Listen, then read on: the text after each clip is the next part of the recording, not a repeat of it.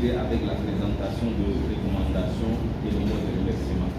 Sans tarder, je passe la parole au représentant du président de l'Association pour l'enseignement coranique et la protection des enfants muhadjirines. Vous avez la parole.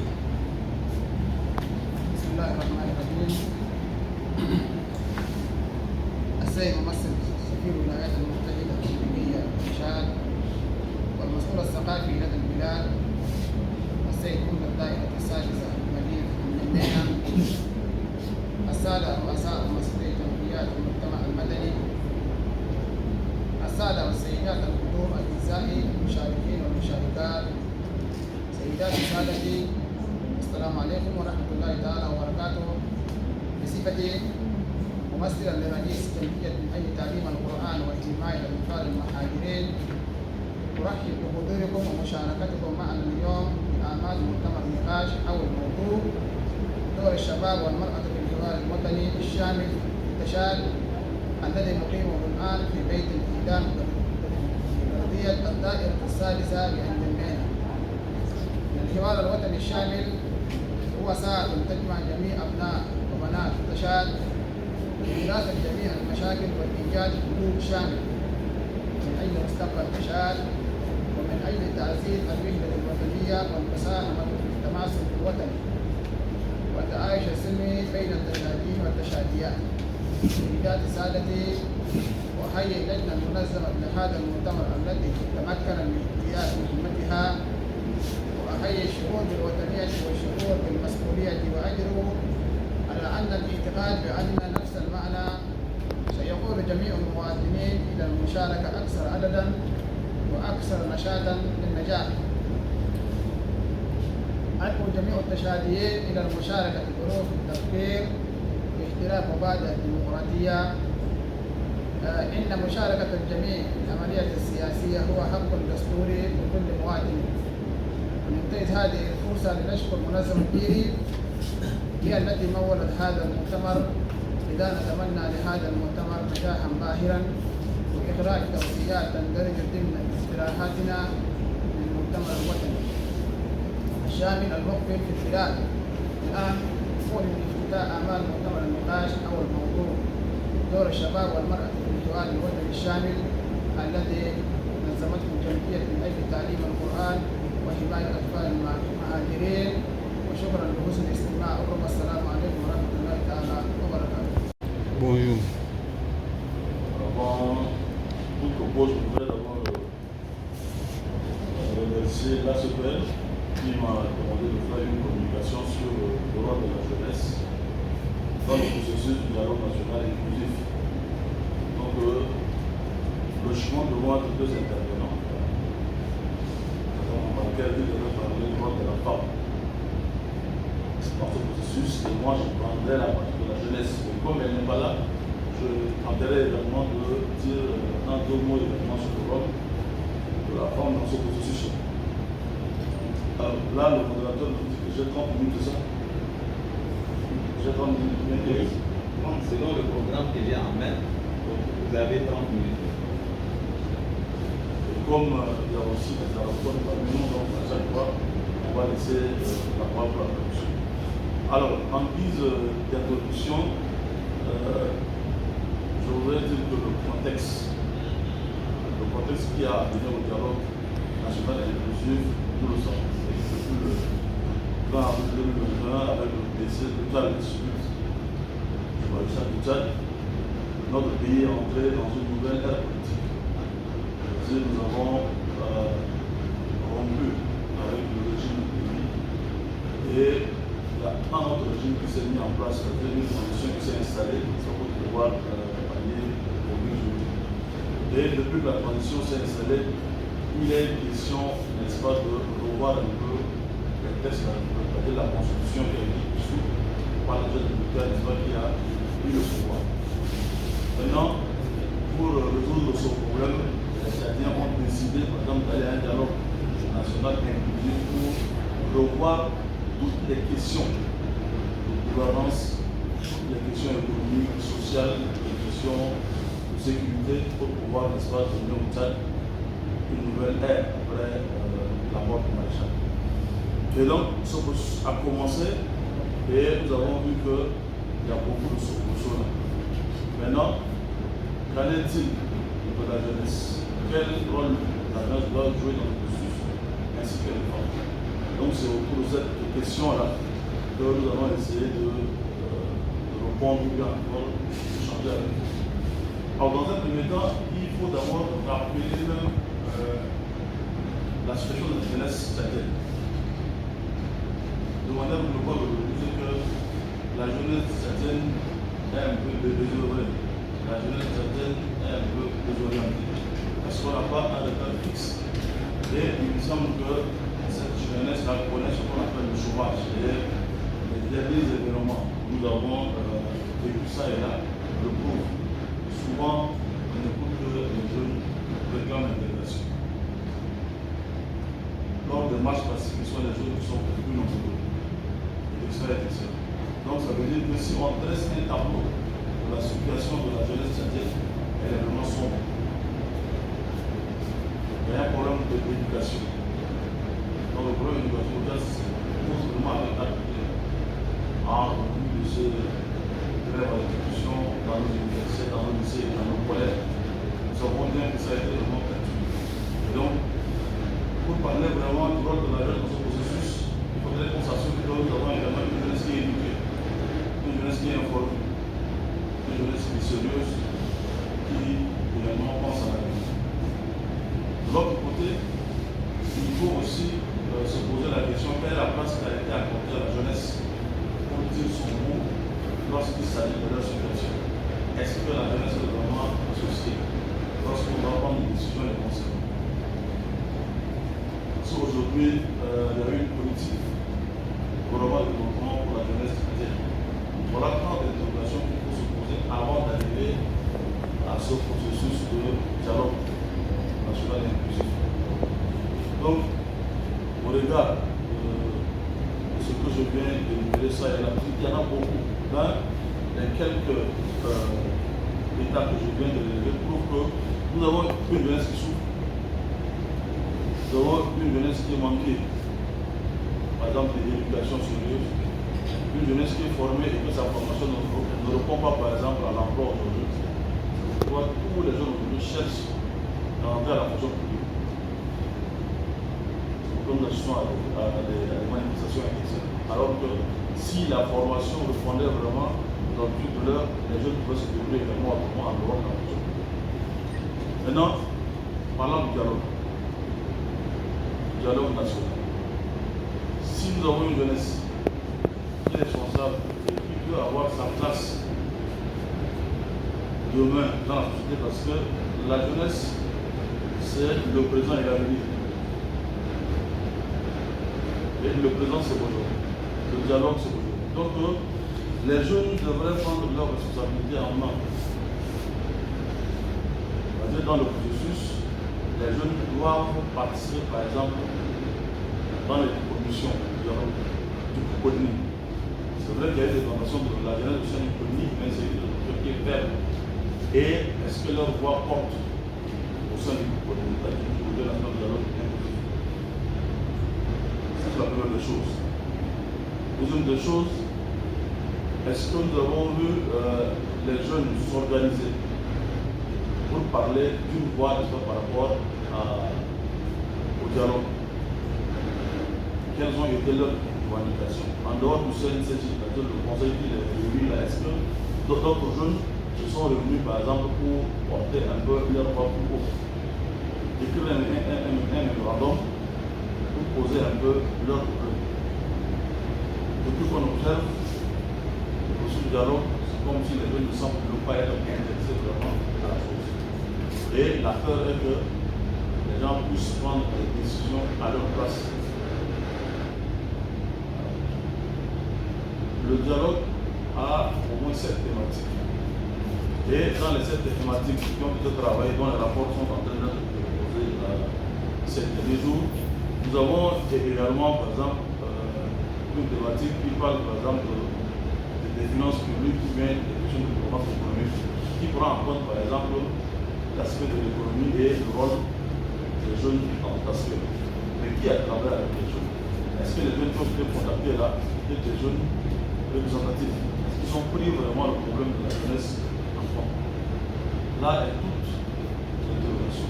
C'est vrai que les experts ont fait un travail technique, mais est-ce qu'ils sont descendus sur le terrain pour évaluer le besoin réel de la jeunesse pour pouvoir proposer des solutions complètes? Et comme on le dit, c'est pas aux autres de le faire, mais c'est aux jeunes de prendre la situation en main et de pouvoir faire des solutions complètes pour que lorsque le dialogue va avoir lieu, il faudrait que la voix des jeunes porte. Souvent, ce que nous remarquons aujourd'hui, c'est que la jeunesse est souvent manipulée. Elle est manipulée à tort ou à raison, mais elle est manipulée parce que les jeunes sont vulnérables. Et la question de la vulnérabilité, on l'a évoqué. Lorsque quelqu'un est chômeur, qui n'a pas d'emploi, qui ne trouve pas manger à sa faim, il ne peut pas, par exemple, se donner une chambre de personne. Donc, les jeunes deviennent vulnérables, donc manipulables. Et vous voyez, quand quelqu'un n'a pas les conditions minimum pour صل على محمد صل على محمد صل على محمد صل. Donc, pour ne rien, on les embarque pour faire que du folklore. Lorsqu'il y a des manifestations, ils sont les premiers à être là. Donc, dans tout ça là, est-ce qu'aujourd'hui, les jeunes ont vraiment joué leur rôle? Là, nous sommes, si la date du dialogue, nous sommes à quelques jours du dialogue. Depuis la préparation jusqu'à maintenant, qu'est-ce que les jeunes ont fait? Maintenant, si on nous posait la question, quel devait être le rôle des jeunes dans ce processus? Le rôle devrait être dès le début de la transition. En tant que jeunes, ils doivent avoir une place assez importante au sein du groupe politique pour pouvoir influencer un peu certaines décisions à leur faveur. Et à ce niveau-là, je crois que les jeunes ont un deuxième niveau de proposition que nous pouvons faire. Ça serait par exemple que les jeunes essaient de se constituer par exemple autour du CNCJ, du Conseil national de constitution de la jeunesse, même si ce n'est pas tous les jeunes qui adhèrent à ce qu'ils font. Ils devaient par exemple se réunir dans notre faire des propositions et déposer. Nous, en tant que jeunes, par rapport au dialogue, voilà les thématiques que nous voulons que soit débattues. Pour ne pas que cela soit pris, comme ça a été fait maintenant, dans une thématique globale qui traite carrément des questions générales dans le groupe. Troisième chose, c'est que les jeunes devaient également mettre en place un comité avec un observatoire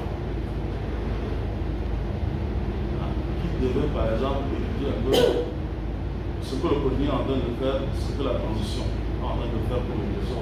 Est-ce que du début de la transition jusqu'à maintenant, qu'est-ce qu'on a fait de la jeunesse, même s'il y a un programme qui a été organisé pour les jeunes, même s'il y a des promesses d'intégration de 5 000 jeunes qui étaient dans les étudiants, etc. Est-ce que les propositions sont prises en compte? Donc il manque également à la jeunesse une question d'organisation pour qu'ils puissent aller en France. Et il est question également qu'ils fassent des lobbies, donc de plaidoyer. Et maintenant, pour faire des plaidoyer, il faut être quelqu'un qui peut influencer. Donc, avec les organes qui ont le CNTJ, qui peut par exemple influencer les décideurs. La jeune aujourd'hui à prendre en compte leurs décisions, ou bien encore leurs préoccupations. Et ça, peut-être qu'on reviendra dessus en dans les débats. Maintenant, parlant pour la femme, prendre quelques aspects sur le rôle de la femme dans le processus du dialogue national inclusif. Je crois que pour rappeler un peu les choses, donc le caractère national du dialogue inclusif voudrait que toutes les couches de la population puissent participer à ce dialogue. C'est-à-dire qu'on ne devait laisser personne en arrière. Alors, qu'en est-il droits de la femme. Je crois que les femmes, comme les jeunes, ont pratiquement les mêmes problèmes. Hein? Lorsque nous revenons sur les femmes de manière spéciale, nous avons vu qu'il y a beaucoup de progrès, il y a beaucoup de lois qui ont été prises pour insérer la femme pour bien avoir, pour permettre à la femme vraiment de participer à la gestion de la chose publique. Nous avons le 30% qui, quelquefois, n'est pas appliqué, certes. Mais aujourd'hui, nous voyons que les femmes, comme les jeunes également, s'organisent beaucoup à travers les associations extérieures. Mais qu'en est-il de leur activité aujourd'hui dans les instances même s'il y a des efforts qui ont été faits, il reste tout à faire. La question de la femme aujourd'hui se pose avec dans le milieu rural. Les femmes non instruites, les femmes non scolarisées. C'est là où le problème se pose. Et là, c'est comme si on assiste un peu à une dichotomie entre celles qui sont instruites et celles qui sont des paysannes, qui sont dans les zones reculées, qui ne sont pas instruites. Vous voyez, il y a quand même le jour et la nuit entre ces femmes. Donc, ne serait-ce qu'avoir même l'ordre de la scénaphète. Vous voyez, les femmes nouvelles sont à part et celles qui sont dites émancipées sont ignorantes. Donc, il y a déjà un problème à ce niveau-là. Donc, comme pour les jeunes, il est question également que ce soit les femmes elles-mêmes qui portent leur situation sur la place publique.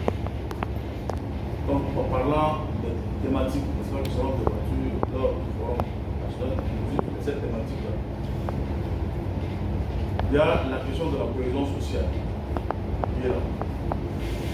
Vivre ensemble et tout ça. Et je crois qu'à ce niveau-là, la question de la cohésion sociale et de vivre ensemble, la femme a également un rôle fondamental là à jouer. Parce qu'on dit que la femme se plie, n'est-ce pas, au foyer. La femme, n'est-ce pas, c'est lui qui s'occupe par exemple de l'éducation des enfants de manière un peu plus large. Alors, si aujourd'hui la femme n'est pas représentée,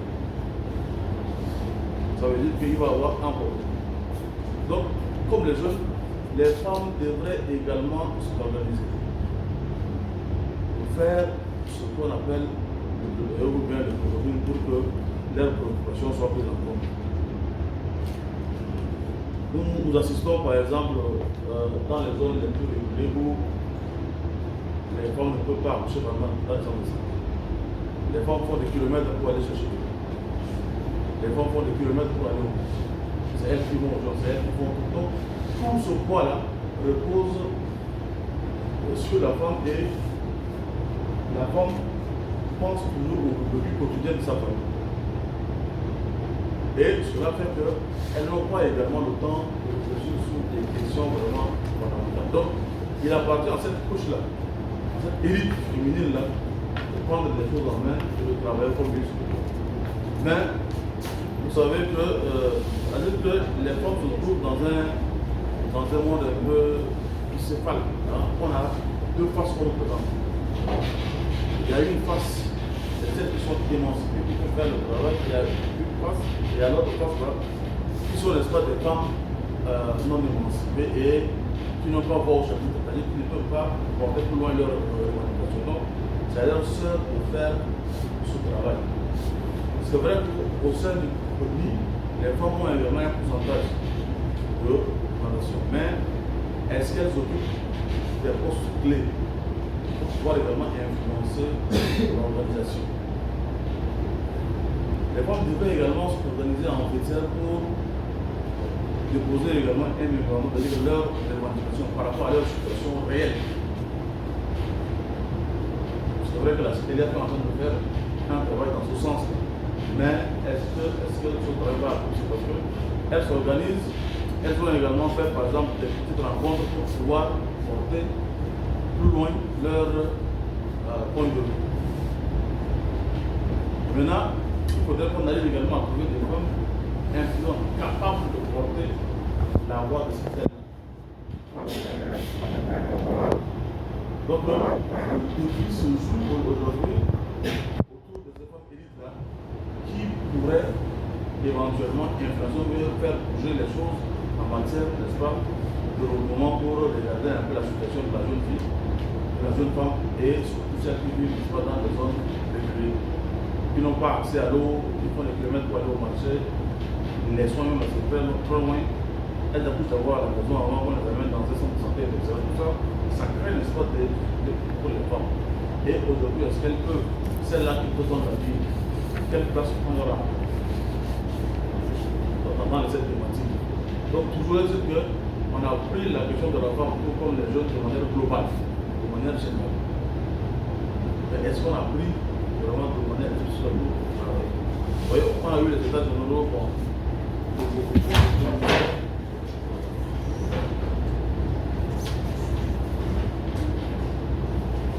beaucoup de ministères, etc., y compris, par exemple, cette région. Mais là, les femmes, je crois qu'à un niveau donné, on ne les sent pas. Donc, si on les sent, c'est simplement à travers les associations. Même pour que les femmes soient bien les supporter ou les voir. Donc, elles sont souvent remarquées que lorsqu'il y a des activités où on a besoin d'aide. Donc, dans ce processus-là, aujourd'hui, c'est que tout le monde est en train de chercher une place.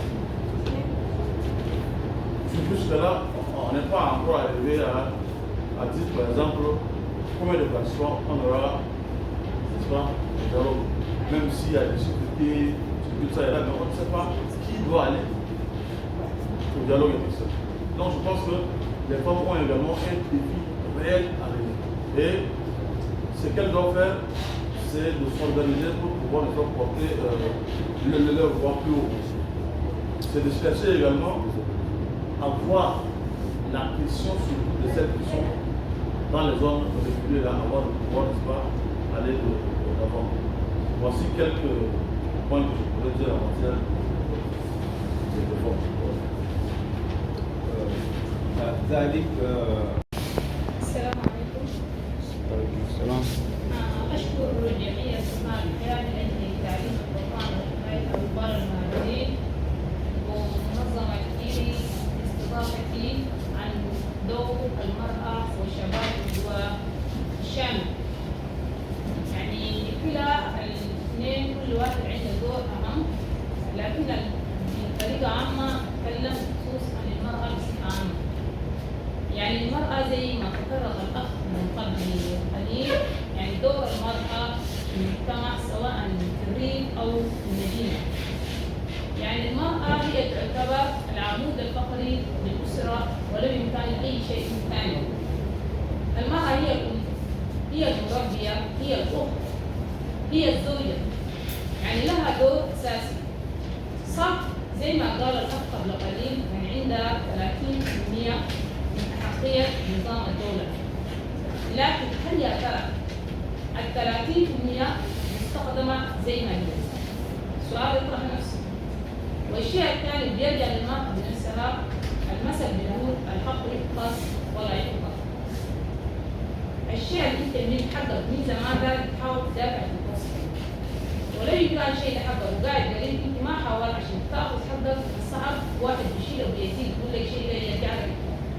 يعني من الصعب احنا عندنا اليوم ملاحظ عندنا العنف الجنسي، يعني المرأة متعرضة لعملية العنف الجنسي. عندنا عملية توصيل للأهداف أو لطموحات المرأة اللي تتمناها. عندنا عملية نقص أو دور التعليم بالنسبة للمرأة. زي ما قلنا المرأة تعتبر كعامل أساسي. صح بنسمع يعني دور المرأة، لكن وين حقها؟ إحنا النسوان خلينا نحاولوا ونتفقوا ونوصل لحسن منه. يعني اليوم لو إنه مثلا لو كان عندي ماشي وديها للدراسة ولا كذا يقول ما عندها دور. كيف ما عندها دور؟ مع التعليم أو دور المرأة بيتطلب إن تكون في البيت، يعني تقوم بالولادة أو عملية الطبخ، لا. وإن كانت المرأة عندها دور، عندها مكان وديتها مكانتها، ممكن تدينا أفكار وآراء مفيدة نقدر نشتغل عليه. ما ممكن نقول أنت يعني مرة ساكتة، يعني زي المثل الشعبي هنا مرة ساكتة. المرأة اليوم هي تقدر تقوم وتوعي. يعني ممكن عندها شباب في البلد وعي شبابها، يعني انت تكون الشاب دوره شنو في المجتمع. المرأة بتقدر توعي زوجها، يعني ممكن يوصل لاشياء معينه المرأة بتقول لزوجها لا ممكن الشيء زي ده ما يصير، خلينا الرجال نحاولوا نناقشوا الشيء ده نشوفوه نوصل لدرجه معينه. زي ما قال الاخ من شويه حتى بالنسبه للصحه، عندنا بالنسبه للصحه كان عندنا نص صح في مستشفيات في طبيبات وفي اطباء، لكن هل يا ترى الاطباء والطبيبات الموجودين ديل بيقوموا بالعمل التام على وجه الاكمل بالنسبه لرعايه المراه؟ من الصعب. يعني اليوم بنشوف اقرب مثال عندنا بالنسبه لدور المراه عندنا الولاده. اليوم عندنا تقريبا 10% من النساء بيتعرضوا للوفاه، بيسألوا السبب بيقولوا الولاده. لو كان مثلا في عنايه مميزه وعنايه كويسه بالنسبه للمراه صح يقول الموت اجل، لكن في اسباب. لو كان في عنايه كانت موجوده كان الاسباب يعني المراه تتطرق لاشياء زي كده. الناس الثانيين اتطوروا ووصلوا لاهداف وغايات عاليه، والمراه خليك تقوم وتحاول وترفع صوتها بيكون انا دايره حقي انا دايره. طالما يكون انا عندي دور في الدوره وفي المجتمع وفي الاسره ادوني حقي، لكن خلي اقوم وارفع صوتي والناس تسمع وبيحاولوا كيف بيدرسوا. واتمنى من المنظمه والجمعيه السياسيه انه تحاول تناقش المواضيع دي. خلي تحاول اول نقطه يعني تعليم المراه يعتبر كعامل اساسي من الاشياء الثانيه. ده التعليم اهم شيء. ثاني رعايه المراه وصحتها. ثالثا دور المراه في المجتمع، سواء كأم سواء كمربيه سواء كمدرس سواء اي شيء كان، خلي الدورة ترجع وتناقش الاشياء زي دي والنواقص الموجوده بالنسبه للمراه يحاولوا كيف يوصلوا ويدينا نتيجه. صح احنا عندنا زمان الله سبحانه وتعالى قال مدد المراه حقها من زمان. عندها حقها لكن كيف تطالب حقها؟ عندنا زمان عمليه وحده البنات. يعني في البيت الناس بيخافوا من عمليه العار والمشاكل الثانيه بتطرق كل واحد بيحاول يكتب بنته عشان ما بيجيب له العار. لكن انا عندي البيت كونتها وربيتها هي بتكون الام وبتكون الاساس وبتقدر توصلني لاهداف عاليه ما ممكن تخيل مالي او تخيل سلوكي قدام المجتمع. المثل يقول وراء كل رجل عظيم امراه. شكرا. Oui, il y a d'autres personnes. Messieurs. Monsieur Alaba. Ah, bon, bah. Merci. Bonjour à tout le monde. J'aimerais revenir sur les problématiques posées en ce qui concerne la jeunesse tout comme la femme. Les conférenciers ont abordé plusieurs problèmes. Il y a un problème de santé, accès à la fonction publique, accès à l'éducation, aux soins, etc. Mais j'aimerais savoir, est-ce que c'est possible qu'on peut réussir ce dialogue national inclusif pourvu pour les 10 mai, je pense. Est-ce que c'est possible? Puisque jusqu'à là, c'est des problèmes posés et jusqu'à là, aucun problème n'a été résolu. Est-ce que c'est possible que ce dialogue aura lieu, mais est-ce que ça va sortir avec un résultat éclatant? Je vous remercie. Si j'ai presque la même préoccupation. Ici d'abord pour certains, je vais apporter certaines clarifications. Donc on a commencé donc le dialogue même en tant que tel. Qu'est-ce qui nous a poussé à arriver à ce dialogue? Parce que c'était par la disparition brutale du marshal du Tchad qui nous a fait accéder jusqu'à on est arrivé à parler du dialogue même. Donc c'est vrai que la jeunesse, vous avez dû un point vraiment très important qui m'a vraiment extrêmement aidé. C'est-à-dire la jeunesse même a manqué un peu d'éducation. C'est-à-dire la formation même en tant que telle de la jeunesse n'est pas une bonne formation pour que jusqu'à là la jeunesse court derrière la fonction publique. C'est vrai. Je peux dire selon moi qu'il y a des jeunes qui sont bien formés, et le problème c'était quoi? C'est vraiment même en tant que tel qui n'a pas une volonté d'appuyer les jeunes. C'est ces raisons. Avoir peut-être par exemple avoir création d'un projet ou faire monter un projet faire vraiment réussir un projet, ça demande vraiment un appui. Donc si tu n'as pas un appui, donc vraiment c'est très difficile de dire que moi je suis bien formé et puis je vais réussir. Ça c'est possible. C'est là parce que notre entraînement, notre entraînement vraiment c'est très difficile. Donc c'est comme ça. Puis donc vous avez dit aussi la jeunesse est vraiment manipulée, c'est-à-dire dit aux vulnérabilités. C'est vrai qu'il y a des jeunes qui ne sont pas vulnérables et qui sont manipulés. C'est vraiment je peux dire qu'ils sont manipulés parce que nous au Tchad on est vraiment très difficile. Pourquoi? C'est-à-dire par des ethnies, par des régions, donc c'est-à-dire par exemple tout le monde, tous les Tchadiens, presque toute la majorité tchadienne est appelée à défendre seulement ce pays. Par exemple, je peux avoir un militant, un chef de parti qui est de mon ethnie, moi je vais le suivre, il va me mettre. Je ne connais même pas son programme politique, je ne connais même pas quel est son intérêt général pour cette république, pour cette nation. Je vais le suivre. Donc, je peux dire que ça, c'est devenu, c'est comme si une maladie naturelle pour nous. Et puis donc, pour ma préoccupation, c'est-à-dire si le dialogue aura lieu le 10 mai ou après le 10 mai, est-ce que ce dialogue va résoudre tous les problèmes de la jeunesse tchadienne? Merci. Pour la première question, est-ce que le dialogue va se tenir effectivement le 10 mai? Bon. Pour ma part, si au regard de ce qui se passe, au regard même de la situation actuelle, là, tenir ce dialogue le 10 mai, c'est aller droit à l'échec. Parce que là même, les politiques militaires n'ont pas fini à l'endroit. Ils ne sont pas en train. Et vous voyez, aujourd'hui, la véritable question, c'est quoi? Les préalables.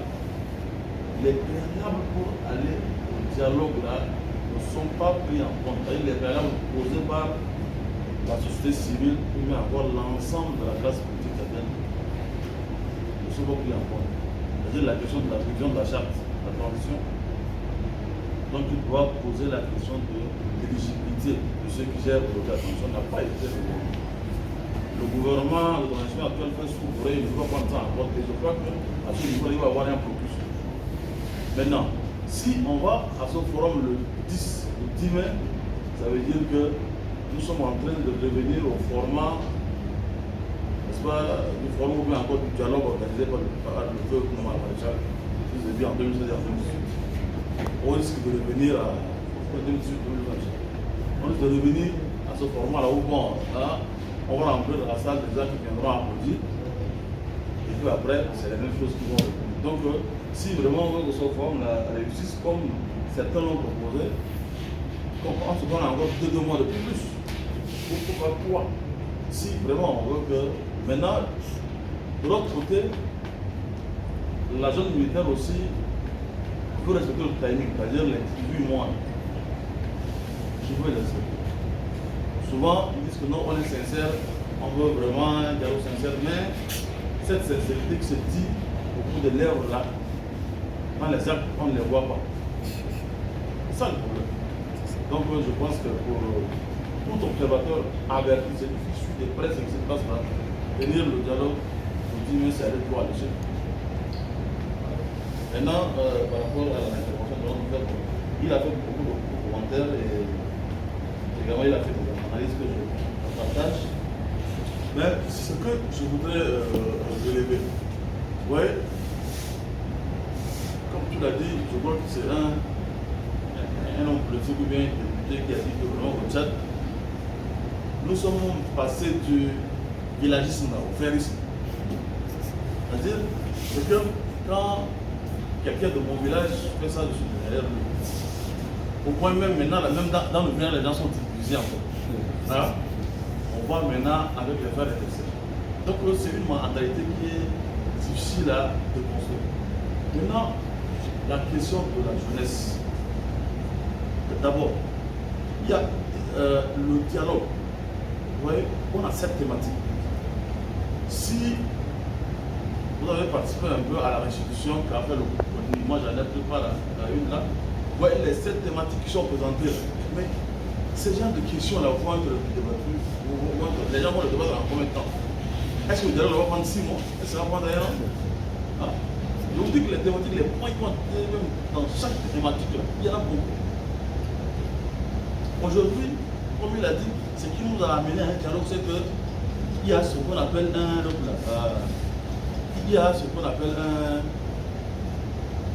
un pouvoir qui a changé. Maintenant, il est une question de dépenser un mot. Donc, il fallait prendre en compte tous les problèmes pour le Tchad. Mais la véritable question aussi, c'est la question de la succession au pouvoir. Qui doit diriger le pays après? Puisque la Constitution n'a pas été respectée. Quand le veut ou pas, il y a eu un quota constitutionnel. Même si la junte militaire a justifié la prise de pouvoir pour des autres militaires. Même on dit clairement qu'il y a quand même un quota à ce niveau-là parce que la Constitution n'a pas été respectée. Maintenant, les raisons sont ce qu'elles sont.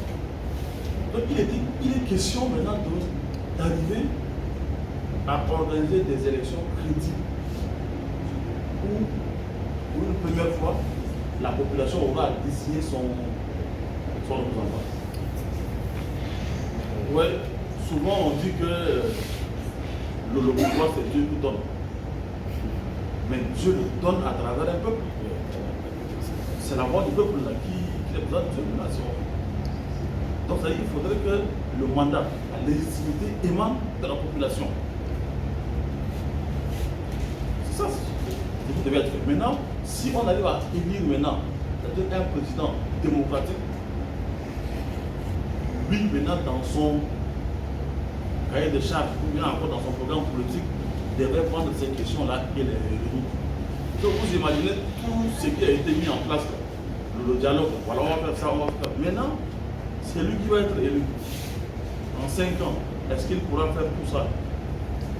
Quand c'est un parti politique qui arrive au pouvoir, il dit avec ses priorités aussi. Il a son programme politique. Il a aussi des gens derrière lui. Ouais. Donc moi je pense que le dialogue devait discuter essentiellement des questions électorales, des questions d'éligibilité pour pouvoir aller à une élection crédible. Et le reste, on le débattra maintenant pendant leur exercice. Maintenant, quand on va vouloir tout résoudre à la fois, non, c'est impossible. C'est pourquoi on va vouloir aller vite et on risque de passer sur les choses essentielles. Et vous savez, comme on est en politique, chacun fait son calcul. Ceux qui organisent le forum également veulent tirer un peu. Donc voilà. Quand il y a des questions essentielles, on passe rapidement. Mais sur des choses inutiles, on met du temps. En malin, épidémie. La conférence nationale de 93 a réussi parce que dans la salle, il y a un ancien président, la Ligue des droits de l'homme, qui a posé la question de la souveraineté du Conseil. C'est en salle qu'il a posé le problème. Les débats ont pris comme 3 à 4 semaines. La question de la souveraineté, c'était posé certainement. Et comme les gens se sont mis d'accord sur la souveraineté, vous avez vu que la CNS a réussi. Mais maintenant, notre problème aussi, c'est que les gens veulent avoir tous les préalables avant d'aller au dialogue. Ça aussi, c'est compliqué. Maintenant, si on a tous les préalables, on va aller au dialogue pour faire quoi? On veut ceci, on veut cela, on veut ceci, on veut cela avant d'aller au dialogue. Vous voyez, c'est qu'on est coincé. Donc, il est question que nous, on se penche seulement sur les questions électorales pour pouvoir avoir des élections crédibles. Maintenant, le gouvernement qui sera mis en place là, il va prendre toutes cette thématique-là en marche. Donc, ce qui est sûr, ce forum ne va pas résoudre le problème de la jeunesse. Ça va bien passer. Merci. Nos participants et participantes de conférence débat organisée par l'association pour l'enseignement coranique et la protection des enfants malgrés, nous recommandons ce qui suit: l'implication des jeunes au dialogue national et inclusif et le respect des 30% accordés aux femmes, l'implication des femmes dans l'instance de décision. Il faut que le dialogue soit sincère et franc. Merci. pour la salle. Mot de remerciement. Nous disons d'abord Alhamdulillah au Tout-Puissant pour ce mois béni de Ramadan, mois de jeûne, et nous avoir fait assister à l'ensemble des conférences, débats organisés sur des thèmes qui font l'actualité de notre vie quotidienne. De ces faits, nous notons avec l'extrême conformité et d'affirmation que durant tous ces moments d'échange, nous, participants et participantes à ces conférences, débats, avons pris avec beaucoup de satisfaction sur l'ensemble des contenus des thèmes débattus. Ainsi, pour terminer, nous remercions au premier plan l'IRI, qui est une institution basée en N'Djamena pour ses actions de soutien en multiforme. Nos remerciements vont également à l'Association pour l'enseignement coranique et la protection des enfants Mohadjirines d'avoir organisé cet atelier de conférence débat grâce au concours de ses membres. Ils vont de même nos remerciements à l'ensemble des centres qui ont joué le rôle de pôle d'attraction des participants et participantes. Pour finir, nous remercions les camarades de leur modeste participation et aussi nous les exhortons pour que les connaissances acquises pendant tous ces temps doivent les partager au maximum afin que même les Tchadiens, les moins informés, doivent être au jour sur la nécessité du dialogue national inclusif en cours chez nous, fait en N'Djamena le 25 avril 2022 pour les participants et les participantes. Je vous remercie. شاركنا أو كما قاربنا لانتهاء هذه الجلسات الأربعة منذ يوم 18 وصلنا إلى يوم 20 يوم 22 ويوم 25 يكون هذه النهاية. إذا نشكركم جميعا، تركتم أشغالكم وما ركن الصيام سخانة وما ذلك تابعتم معنا منذ يوم 18 إلى هذا اليوم الأخير. أشكركم شكرا جزيلا ونتم معكم في وقت آخر، والسلام عليكم ورحمة الله تعالى وبركاته وشكرا.